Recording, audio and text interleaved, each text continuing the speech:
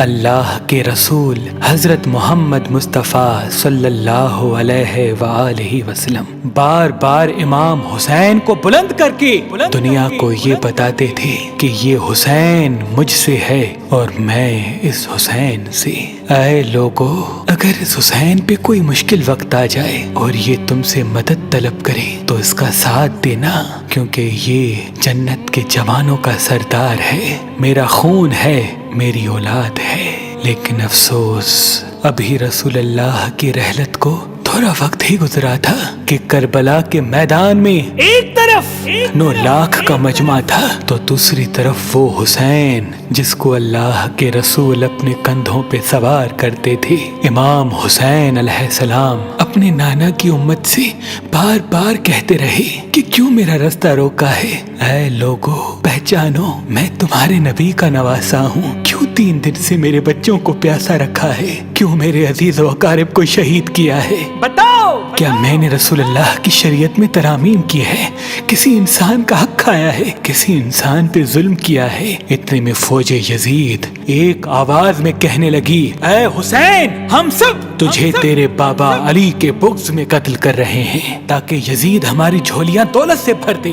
امام حسین نے فرمایا، اے لوگو، آج جس اسلام کا علم تمہارے ہاتھوں میں بلند ہے، یہ علم میرے بابا علی نے بلند کیا، مت بھولنا۔ خیبر و خندق میں اگر علی نہ ہوتے تو اسلام کی فتح ناممکن تھی۔ وہ علی جس نے پوری زندگی اسلام کی تبلیغ کی، حق کو بلند کیا، رسول اللہ کی حفاظت کی، آج اس علی کو یہ اجر دے رہے ہو۔ اے لوگو، بتاؤ، اللہ کے رسول نے بار بار میرے بابا علی کا ہاتھ بلند کر کے فرمایا تھا کہ جہاں حق ہوگا وہاں علی ہوگا، جہاں علی ہوگا وہاں حق ہوگا، اور آج اس علی اور اولاد رسول کو یہ اجر دے رہے ہو۔ اتنے میں یزید کی فوج کے سپہ سالاروں نے دیکھا کہ کہیں فوج میں بغاوت نہ ہو جائے۔ اے شمر، کیا دیکھ رہے ہو؟ حملہ کرو۔ بس لاکھوں کی فوج نے جب رسول اللہ کے نواسے پہ حملہ کیا، امام حسین علیہ السلام نے اللہ کا نام لیا اور ذوالفقار کو نیام سے نکالا۔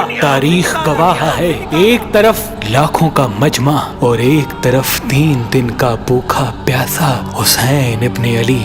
زمین پہ اس طرح کی جنگ پہلے کبھی نہیں دیکھی تھی کہ ایک تنہا انسان لاکھوں کے مجمع کو اس طرح سے فنار کر رہا ہے کہ فوج اشکیا واپس پلٹ کے بھاگنے لگی۔ امام حسین فوج یزید سے مخاطب ہو کے فرماتے ہیں، آؤ، 3 دن کے بھوکے کی جنگ دیکھو، 3 دن کے پیاسے کی جنگ دیکھو، رسول کے اس نواسے کی جنگ دیکھو، اس کی جنگ دیکھو جس کا جوان بھائی مارا گیا، جس کے جوان بیٹے کو نظروں کے سامنے قتل کیا گیا، جس نے اپنے ہی ہاتھوں سے اپنے بچے کی قبر بنائی۔ امام حسین شیر کی طرح فوج یزید سے لڑ رہے ہیں۔ اتنے میں آواز غیب آتی ہے، حسین، تیرا اللہ تجھ سے راضی ہوا۔ بس اس صدا کا سننا تھا، امام حسین علیہ السلام نے اپنی ذوالفقار کو تھام لیا۔ اتنی میں عمر بن سعد کہتا ہے، شمر، کیا دیکھ رہے ہو؟ یہ علی کا شیر ہے، اس کو مات دینا ناممکن ہے، جاؤ خیموں کو آگ لگا دو۔ بس کچھ ظالموں نے بیبیوں کے خیموں کو آگ لگا دی اور کچھ امام حسین کو دور سے تیر مارنے لگے۔ امام حسین کبھی بیبیوں کے خیموں کی طرف بڑھتے ہیں، کبھی فوج کی طرف جاتے ہیں۔ عمر بن سعد اور شمر نے فوج کو 4 حصوں میں تقسیم کر دیا اور یہ کہا کہ کوئی بھی حسین کے قریب نہ جائے، جس کے پاس جو چیز ہے وہ دور سے حسین کو مارے۔ جس کے پاس نیزہ تھا اس نے نیزہ مارا، جس کے پاس تیر تھے وہ تیر مارتا رہا، جس کے پاس برچیاں تھی وہ برچیاں مارنے لگا۔ تاریخ نے لکھا جس کے پاس مارنے کے لیے کچھ نہ تھا وہ کربلا کی گرم زمین سے مٹی اٹھا کے امام حسین کی طرف پھینکتا رہا۔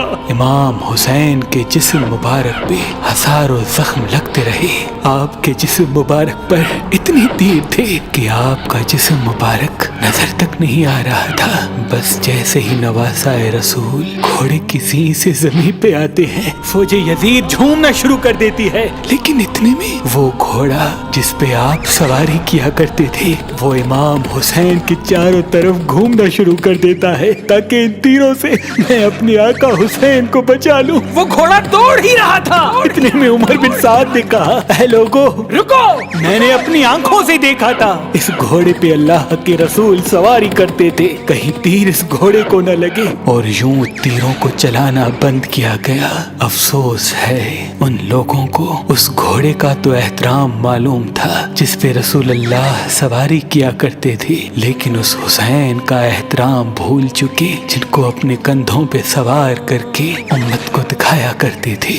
بس امام حسین علیہ السلام زمین کربلا پہ اپنا سر رکھ کے اللہ کا شکر کر رہے ہیں، اور وہاں فوج یزید کے مختلف سپاہی امام حسین کا سر کاٹنے کے لیے قریب آتے ہیں۔ جو بھی قریب آ کے امام حسین کے سر کو دیکھے تو اسے امام حسین کے چہرے میں رسول اللہ کا چہرہ نظر آئے اور وہ چیخ کے دور چلا جائے۔ اتنے میں شمر کہنے لگا، یہ کام مجھ سے ہی ہونا ہے۔ جیسے ہی شمر نے خنجر امام حسین کے گلے پہ رکھا تو وہ دیکھے امام حسین کے لب ہل رہے ہیں۔ اس نے سوچا ہم نے حسین کا پورا خاندان قتل کر دیا، 3 دن تک حسین کے بچوں کو پیاسا رکھا، شاید حسین ہمیں بد دعا دے رہے ہوں گے۔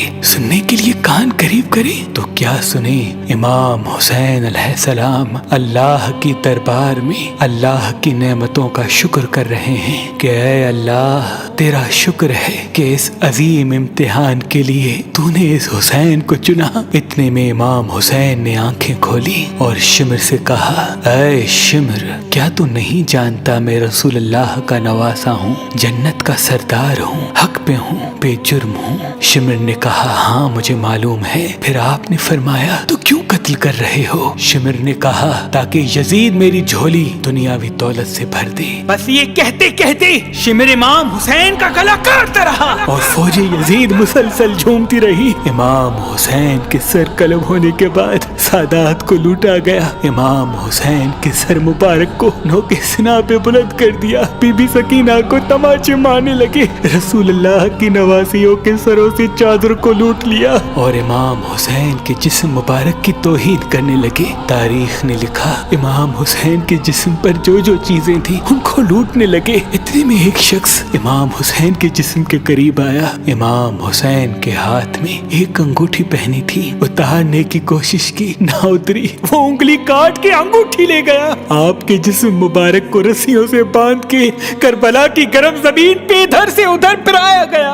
اتنے میں عمر بن سعد نے کہا، اے شمر حسین اور اس کے ساتھیوں کی لاش کا وہ حشر کرتے ہیں کہ رہتی دنیا تک کوئی بھی یزید کے خلاف آواز نہ اٹھائے، سب کے جسم سے سروں کو کاٹ لو اور سب کی لاشوں کو پامال کر دو۔ زمین کربلا گواہ ہے، کہیں سے کوئی قبیلہ اٹھ کے آتا ہے اور کہتا ہے کہ ہم حر کی لاش کو پامال ہونے نہیں دیں گے، کہیں بی بی ام لیلا کا قبیلہ آ کے کہتا ہے کہ ہم علی اکبر کا لاشا پامال ہونے نہیں دیں گے، کہیں بی بی رباب کے قبائل کے لوگ کہتے ہیں ہم علی اصغر کا لاش پامال ہونے نہیں دیں گے۔ ایک ایک شہید کی لاش پامال ہونے والی جگہ سے ہٹائی گئی۔ تاریخ گواہ ہے صرف رسول اللہ کا اکیلا نواسا کربلا کی گرم زمین پہ پڑا رہا اور مغرب کے گھوڑے مشرق کی طرف، مشرق کے گھوڑے مغرب کی طرف دوڑتے رہے۔